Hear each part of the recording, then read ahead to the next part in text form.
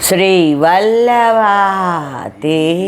કી જય, गिरिराज धरण की जय, श्याम सुंदर श्यामनी महारानी की जय, श्री गुसाई जी परम दयाल, श्री गोकुल नाथ की जय, दाव दयाल की जय, श्री नवनीत प्रिया लाल की जय, अपने माथे बिराजता सेव्य स्वरूप की बधाई वैष्णव ने रक्षाबंधन जाजा करीन। जय श्री कृष्ण, जय श्री कृष्ण।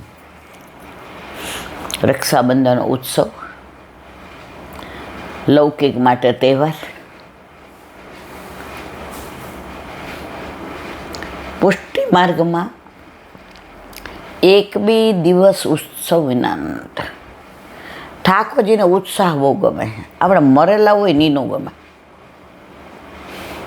ઘણા વાત કરે ને તો એ કરે, આપણે એમ થાય યાર ક્યાં યારે વાત કરવાનો। અને ઘણાને તમે જુઓ ને એનો ઉત્સાહ જોઈને આપણે ઢીલા હોય ને તો આપણે મૂડમાં આવી જાય। ઘણા વૈષ્ણવ સામે દેખાય ને તો આપણને ઠાકોરજી યાદ આવે, એને લીલાઓ યાદ આવે, એને સ્વરૂપ યાદ આવે, વ્રજ। અને એ જેવા સામે આવીને જય શ્રી કૃષ્ણ કરે ને તો હાચે એવી જ વાતો કરે। હમણાં ઈલાબેન વ્રજમાં જઈવા, યમુનાજી તો શું ભરપૂર હતા, માવતરેથી આવ્યા તો તાજા મજા ને તરોજા હતા અને બે કાંઠે વહેતા હતા અને દર્શન તો એવા આપે। મેં તો યુગલ સ્વરૂપે જોયા શ્રી યમુનાજી રે, મારા ભવના બંધન કોયા શ્રી યમુનાજી રે। આમ આપણે ગોકુળ પહોંચી જઈએ, ઠકરાણી ઘાટ ને ગોવિંદ ઘાટ ને એણે જે માણીને આવ્યા છે ને, ગાય સારું ખાય ને પછી એક બાજુ બેઠા બેઠા વાગોડે। એટલે ઘણી વાર પહેલાં આપણે ભણતા ને, અત્યારે તો આ છોકરાઓને વાગોડવાનું શું, અત્યારે આ ટીવી ને ઇન્ટરનેટ ને મોબાઈલ એવી પથ્થર ખાંડી નાખી છે કે મારી પાસે શબ્દો નથી, લાગણીઓને કુંઠિત કરી નાખી છે, પ્રેમને મારી નાખ્યો છે। હા, તો આપણા વખતની વાત છે કે કોઈ સારી વાત હોય ને એ ઉદાસ હોય ત્યારે યાદ આવે ને તો વાગોડવાની મજા આવે। એમ એ આનંદ કરી આવ્યા ત્યાં ઠકરાણી ઘાટ, ગોવિંદ ઘાટ।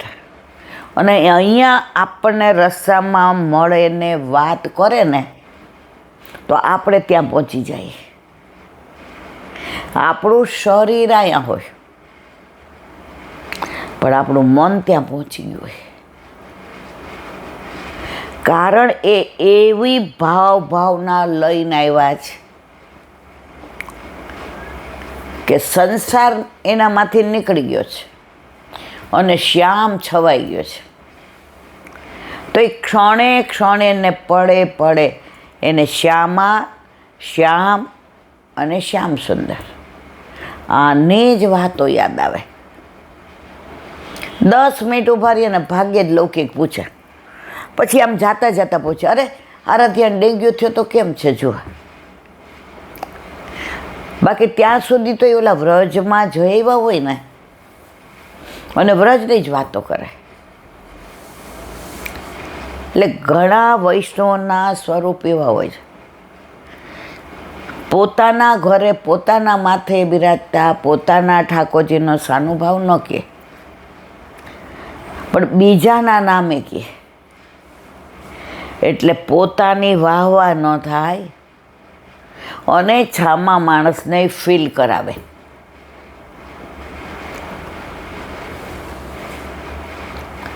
આજે એક બેન કે મારે ગોળના લાડવા કરવા તૈલા બે,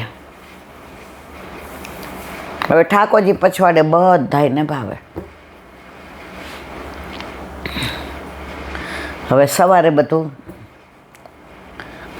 પછી કે વહુ ઉપર ઝાપટ ઝૂપટ કરવા ગઈ, દીકરો નાઈને ધોતી બંડી પહેરી તિલક કરીને આવ્યો. એ કે એને કાયમ ટેવ છે, જળ લે યમુના જળના ભાવથી ને માળાજી પર કરે, સર્વોત્તમ કરે, યમનાષ્ટક કરે, એ બધું બેઠા બેઠા કરે. એટલે કે મમ્મી આ ઠાકોરજીને શું આનંદ કરાવવાના છો? એટલે કે જે પ્રભુ કરાવે તે. બોલ્યા નહીં. ત્યાં એક વૈષ્ણવનો ફોન આવ્યો. એ કે એટલે બેન આમાં લખ્યું છે કે રક્ષાબંધન એમ કે સુખડી, ગોળ પાપડી. તો ગોળનું ધરાવાય ને, ઓના મગજમાં તરત સ્ટ્રાઇક થયું કે હા તો ગોળ પાપડી. જો એ કે આપણે રીત પ્રમાણ નથી કરતા, રીત બધી વલ્લભના ઘરે અને પ્રીત બધી આપણા ઘરે. તો સવારે 8 વાગ્યા સુધી ગોળના લાડવા મગજમાં હતા. ઠાકોરજી કે આજે તો સુભદ્રાબેની મને રાખડી બાંધે ને ટૂંક લેવડાવે ગોળ પાપડીના સુખડીના. બહુ ઝાપટી નીચે આવી કે હા મમ્મી, એ કે ઠાકોરજીના આ રોગો તું જો. એટલે પુષ્ટિમાર્ગ સાક્ષાત છે જ. લાડવાનો લોટ તૈયાર, ગોળ બધું તૈયાર, છતાંય બન્યું શું? સુખડી બનીને. એ કે મારા મિસ્ટરે શાક સુધારતા સુધારતા ટોકરી કરતાં કરતાં બોલ્યા, આજ તો તાર પ્લેટફોર્મ પર ચડવાનું હશે ને? એ કે કા?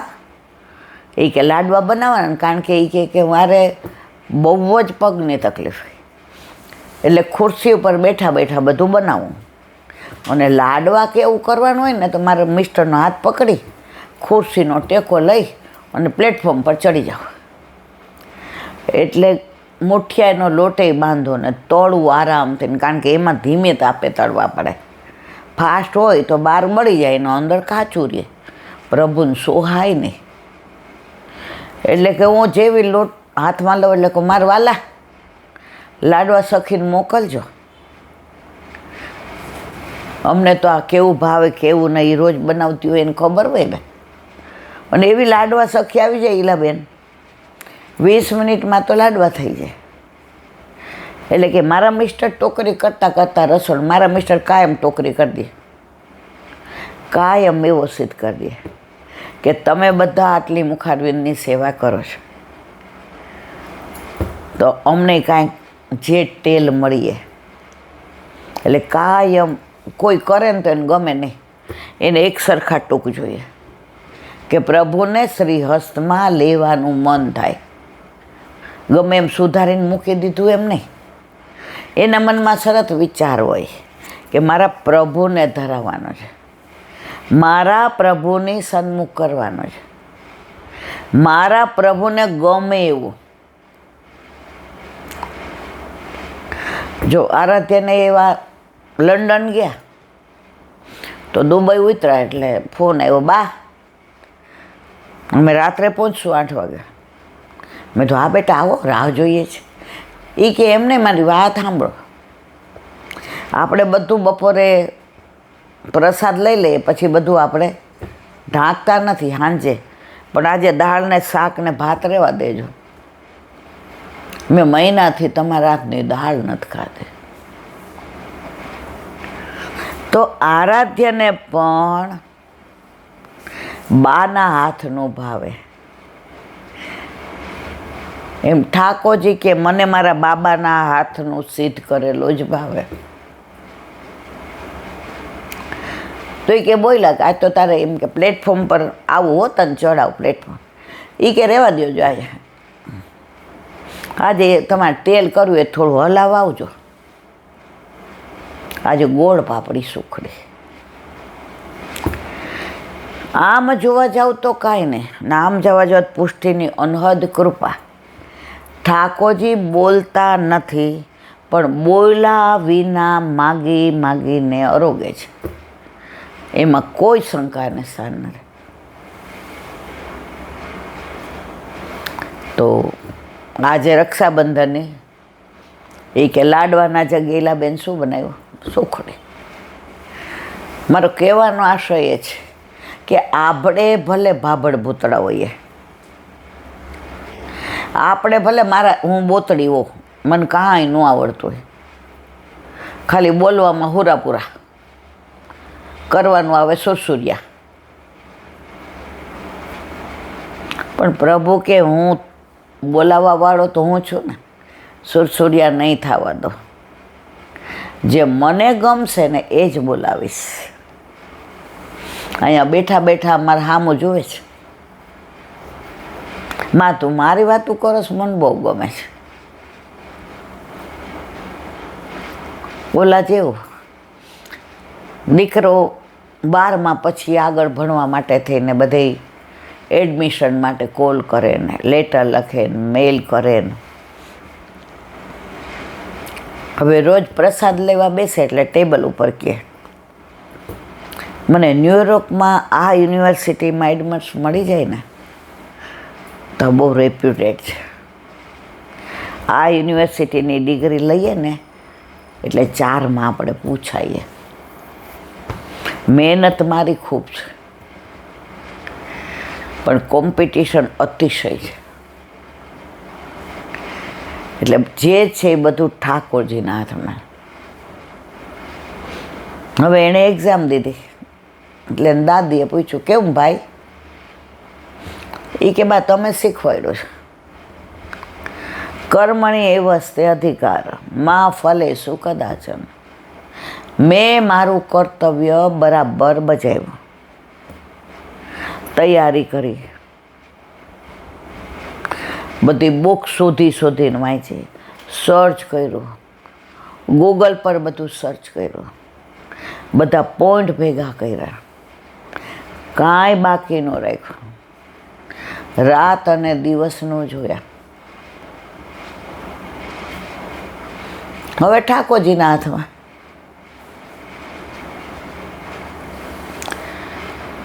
ભાઈ રિઝલ્ટ ક્યારે?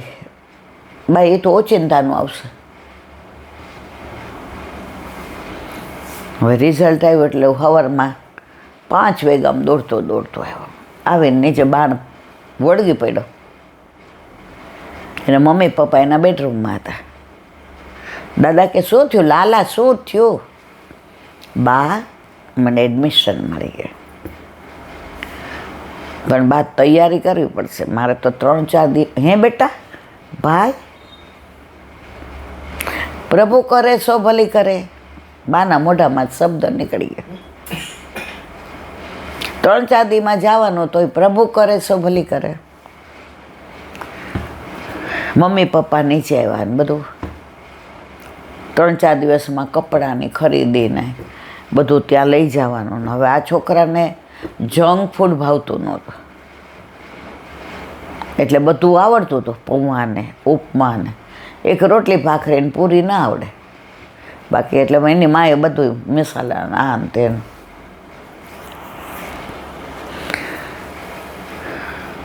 બા તમારે મને એરપોર્ટ પર મૂકવાનું. મમ્મી પપ્પા કે હાવ ઘેલો છો, પછી તને બાનો અહંગરો લાગશે. બા હવે થાકી જાય છે, રેવા દે ને. અમે નહીં, મારે બા તો જોઈએ છે. જેવો અંદર જવા જતો તો બાએ એક વાક્ય સરસ કીધું, લાલા જઈને કાગળ અમારા વખતમાં લખતા હતા, પણ તું ઓલું આમ કરી દેજે, એટલે તને ટાઈમ ન મળે ફોન કરવાનો તો એ મેલ કરી દેજે, બાકી ઓલું આમ કરી દેજે બટા, અને તને ટાઈમ હોય તો ફોન કરજે. પણ મારી એક વાત કાન ખોલીને સાંભળી લે, કોન્ટેક્ટમાં રહેજે, કોન્ટેક્ટ તોડતો નહીં. તકલીફ પડે, સારી વાત હોય, સારા સમાચાર હોય, ક્યાંય નિષ્ફળ જાય તો પેલો કોન્ટેક્ટ તો અમારો કરજે. અને સતત કોન્ટેક્ટમાં રહીશ ને બેટા તો તારી દરેક વાતથી અમે વાકેફ હશું. એટલે તારે કાંઈ પ્રોબ્લેમ થશે તો એને સુલઝાવતા અમને વાર નહીં લાગે. તો બીજે દોડાદોડી ન કરતો. દેશ અજાયણો છે, આપણું કોઈ હગું વાલું ત્યાં નથી, એટલે જલ્દી કોઈ ઉપર ભાઈ વિશ્વાસ ન કરતો. તારી દરેક આખા દિવસની દિનચર્યા ટૂંકમાં સાંજે થોડીક વાર અમને કહેજે, એટલે અમે તારાથી જુદા રહીએ છીએ છતાંય તારી સાથે હોય એવું અમે ફીલ કરશું અને તોય ફીલ કરીશ. આ વાત આપણાના ઠાકોરજી માટેની છે, આ રૂપક છે. આપણે ઠાકોરજીથી વિખૂટા પડ્યા, જેવી રીતે પેલો છોકરો વિઝા મળી ગયા, એમ આપણને માનવ જન્મ ઠાકોરજી રોજ કહે 9 મહિના અંદર દુઃખી થાય, નરક જેવું હોય, ગમે નહીં, ગોંધામણ થાય, શ્વાસ લેવામાં તકલીફ પડે, મળમૂત્ર અંદર હોય. રોજ ઠાકોરજી કે જીવ ઠાકોર પ્રભુ હવે કૃપા કરો, હવે નહીં. ઠાકોરજી કે